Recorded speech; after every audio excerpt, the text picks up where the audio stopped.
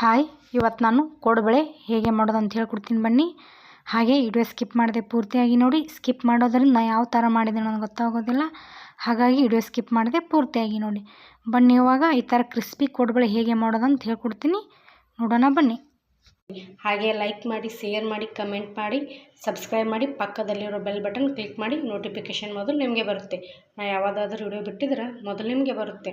ಬನ್ನಿ, ಇವಾಗ ಕೋಡುಬಳೆ ಮಾಡಲು ಬೇಕಾಗಿರುವ ಸಾಮಗ್ರಿಗಳನ್ನು ನೋಡೋಣ.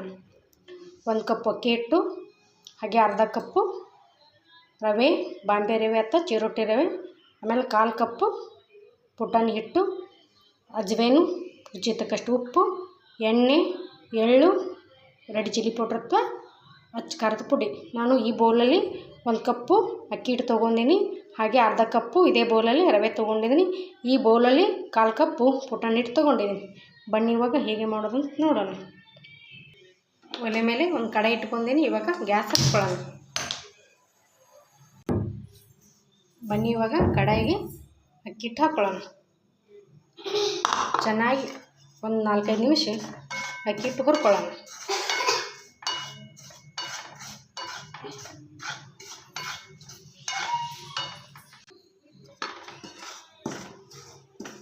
ಇವಾಗ ರವೆ ಹಾಕ್ಕೊಳ್ಳೋಣ.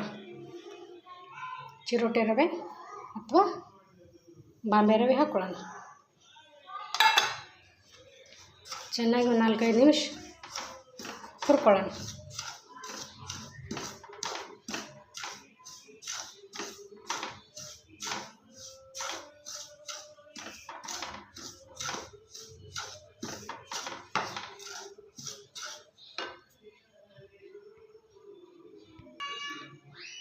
ನೋಡಿ, ಇವಾಗ 4-5 ನಿಮಿಷ ಆಗಿದೆ. ಚೆನ್ನಾಗಿ ಹುರ್ಕೊಂಡಿದ್ದೀನಿ. ಇವಾಗ ಗ್ಯಾಸ್ ಆಫ್ ಮಾಡ್ಕೊಳ್ಳೋಣ. ಹಾಗೆ ಇದು ಹುರ್ಕೊಂಡಿದ್ದು ಕೋಲ್ಡ್ ಆಗಲಿ, ಅಂದರೆ ತಂಪಾಗಲಿ, ಆಮೇಲೆ ಹಿಟ್ಟು ಕಲಿಸ್ಕೊಳ್ಳೋಣ.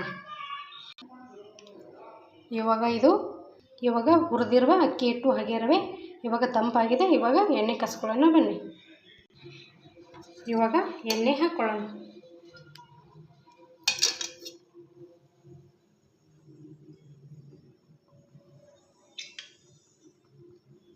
ಎಣ್ಣೆ ಚೆನ್ನಾಗಿ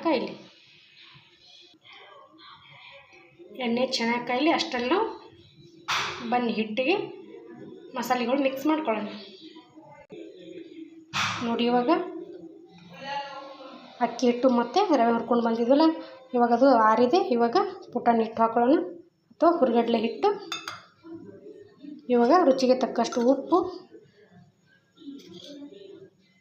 ಹಾಗೆ ರೆಡ್ ಚಿಲ್ಲಿ ಪೌಡ್ರ್ ಅಥವಾ ಅಚ್ಚ ಖಾರದ ಪುಡಿ, ಖಾರ ನೋಡ್ಕೊಂಡು ಹಾಕ್ಕೊಳ್ಳಿ. ಹಾಗೆ ಎಳ್ಳು ಹಾಕ್ಕೊಳ್ಳೋಣ.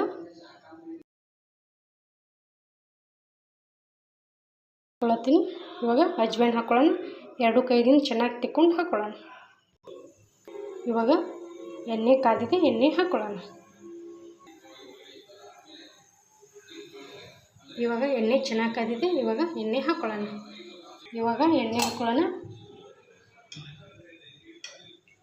ಕಾಸಿರುವ ಎಣ್ಣೆ ಹಾಕ್ಕೊಳ್ಳೋಣ. ನಾನು ಈ ಸ್ಪೂನ್ಲಿ ಅರ್ಧ ಸ್ಪೂನ್ ಹಾಕ್ಕೊಳತ್ತೀನಿ, ಅಂದರೆ 4-5 ಚಮಚ ಹಾಕ್ಕೊಳ್ಳಿ. ನೋಡಿ, ಎಣ್ಣೆ ಚೆನ್ನಾಗಿ ಕಾದಿದೆ. ಇವಾಗ ಮಿಕ್ಸ್ ಮಾಡ್ಕೊಳ್ಳೋಣ.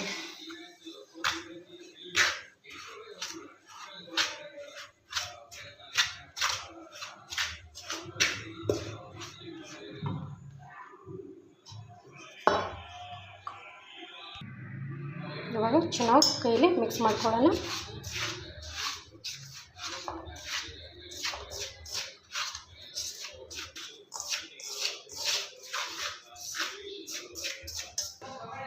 ನೋಡಿ, ಈ ಥರ ಮುದ್ದೆ ಆಗಬೇಕು. ಈ ಥರ ಮಾಡ್ಕೊಳ್ಳಿ. ಇವಾಗ ಸ್ವಲ್ಪ ನೀರು ಹಾಕ್ಕೊಂಡು ಕೋಡುಬಳೆ ಹಿಟ್ಟು ಕಲಿಸ್ಕೊಳ್ಳೋಣ. ಸ್ವಲ್ಪ ನೀರು ಹಾಕ್ಕೊಳ್ಳೋಣ.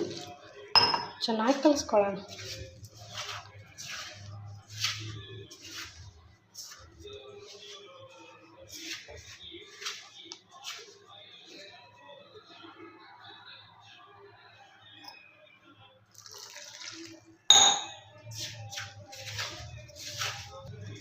ಗೋಧಿ ಹಿಟ್ಟಿನಕ್ಕಿಂತ ಸ್ವಲ್ಪ ಸಾಫ್ಟ್ ಇರಬೇಕು. ನಾವು ಯಾವ ಗೋಧಿ ಹಿಟ್ಟು ನಾದ್ಕೋತೀವಲ್ಲ ಚಪಾತಿಗೆ, ಅದಕ್ಕಿಂತ ಸ್ವಲ್ಪ ಸಾಫ್ಟ್ ಇರಬೇಕು. ಚೆನ್ನಾಗಿ ಕಲಿಸ್ಕೊಳ್ಳೋಣ.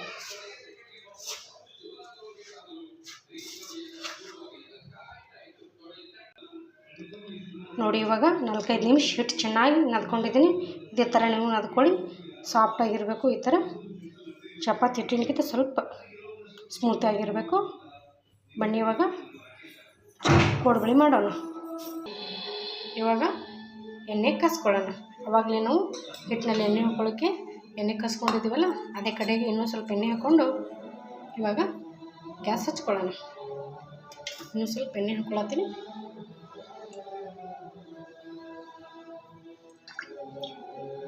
ಇವಾಗ ಗ್ಯಾಸ್ ಹಚ್ಕೊಳ್ಳೋಣ. ಚೆನ್ನಾಗಿ ಎಣ್ಣೆ ಕೈಲಿ ಅಷ್ಟೆಲ್ಲ ಕೋಡ್ಬಳೆ ಮಾಡ್ಕೊಳ್ಳೋಣ.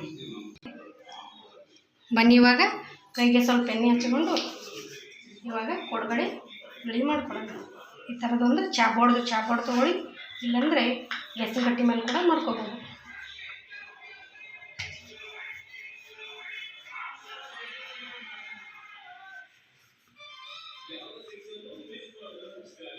ಈ ಥರ ಚೆನ್ನಾಗಿ ಮಾಡ್ಕೊಳ್ಳಿ.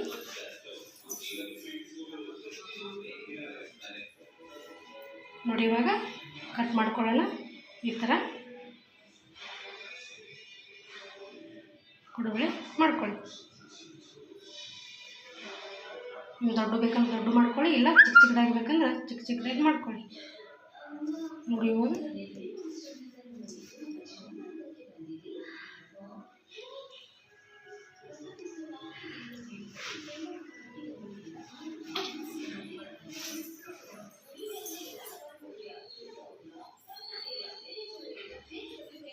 ಎಲ್ಲ ಕೋಡ್ಬಳೆನೂ ಇದೇ ಥರ ಚೆನ್ನಾಗಿ ಮಾಡ್ಕೊಳ್ಳಿ. ಬನ್ನಿ ಇವಾಗ ಎಲ್ಲ ಕೋಡ್ಬಳೆನೂ ಇದೇ ಥರ ಮಾಡ್ಕೊಂಡಿದ್ದೀನಿ. ನೀವು ಕೂಡ ಇದೇ ಥರ ಚೆನ್ನಾಗಿ ಮಾಡ್ಕೊಳ್ಳಿ. ಬನ್ನಿ ಇವಾಗ ಕರಿಯೋಣ. ಬನ್ನಿ ಇವಾಗ ಎಣ್ಣೆ ಕಾಯ್ದಿದೆ ನೋಡೋಣ. ನೋಡಿ ಇವಾಗ ಎಣ್ಣೆ ಚೆನ್ನಾಗಿ ಕಾಯ್ದಿದೆ. ಬನ್ನಿ ಇವಾಗ ಕೋಡ್ಬಳೆ ಹಾಕ್ಕೊಳ್ಳೋಣ. ಇವಾಗ ಕೋಡ್ಬಳೆ ಎಣ್ಣೆಯಲ್ಲಿ ಬಿಡೋಣ.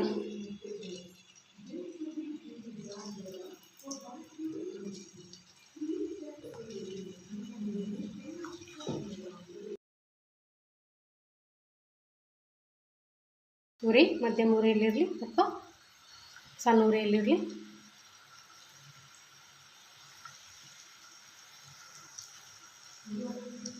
ನೋಡಿ ಎಣ್ಣೆ ಈ ಥರ ಚೆನ್ನಾಗಿ ಗುಳ್ಳೆ ಬರ್ತಾಯಿದೆ. ಇವಾಗ ಚೆನ್ನಾಗಿ ಕರ್ಕೊಳ್ಳೋಣ. ಬನ್ನಿ ಇವಾಗ ತಿರುಗಿ ಹಾಕ್ಕೊಳ್ಳೋಣ.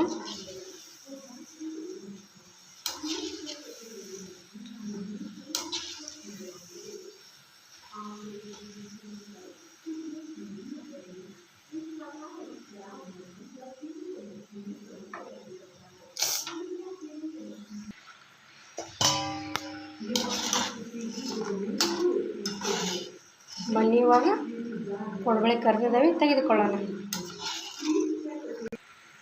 ಇವಾಗ ಒಂದು ಬೌಲ್ಗೆ ಅಥವಾ ಒಂದು ಪ್ಲೇಟ್ಗೆ ತೆಗೆದುಕೊಳ್ಳೋಣ. ಇವಾಗ ಮತ್ತೆ ಕೋಡ್ಬಳೆ ಬಿಡೋಣ. ಮತ್ತೆ ಕೋಡ್ಬಳೆ ಹಾಕ್ಕೊಳ್ಳೋಣ.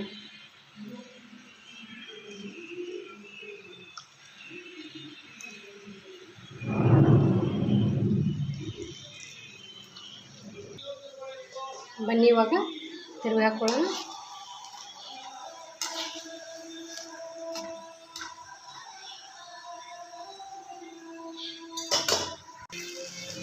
ಇವಾಗ ಮತ್ತೆ ತಿರುಗಿ ಹಾಕ್ಕೊಳ್ಳೋಣ. ಕೆಳದ ಮೇಲೆ ಚೆನ್ನಾಗಿ ಮಾಡ್ಕೊಳ್ಳೋಣ. ಕಲರ್ ಚೇಂಜ್ ಆಗೋವರೆಗೆ ಕರ್ಕೊಳ್ಳೋಣ. ನೋಡಿ ಇವಾಗ ಕೋಡ್ಬಳೆ ಚೆನ್ನಾಗಿ ಕರೆದಿದೆ. ಇವಾಗ ತೆಗೆದುಕೊಳ್ಳೋಣ. ಎಲ್ಲ ಕೋಡ್ಬಳೆನೂ ಇದೇ ಥರ ಚೆನ್ನಾಗಿ ಕರ್ಕೊಳ್ಳೋಣ.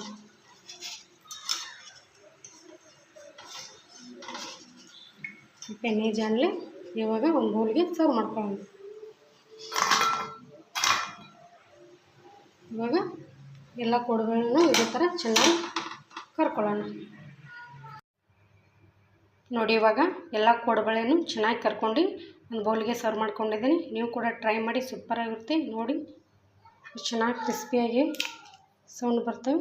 ನೀವು ಕೂಡ ಟ್ರೈ ಮಾಡಿ, ಈ ಥರ ಮಕ್ಕಳು ಮಾಡಿಕೊಡಿ. ಮಕ್ಕಳು ಇಷ್ಟಪಟ್ಟು ತಿಂತಾರೆ. ಹೊರಗಿನ ತಂದು ತಿನ್ನೋದಕ್ಕಿಂತ ನಾವೇ ಮನೇಲಿ ರೆಡಿ ಮಾಡಿ ಕೊಡೋದು ಬೆಟ್ರು. ಹಾಗಾಗಿ ನೀವು ಕೂಡ ಟ್ರೈ ಮಾಡಿ, ಸೂಪರಾಗಿರುತ್ತೆ. Thank you.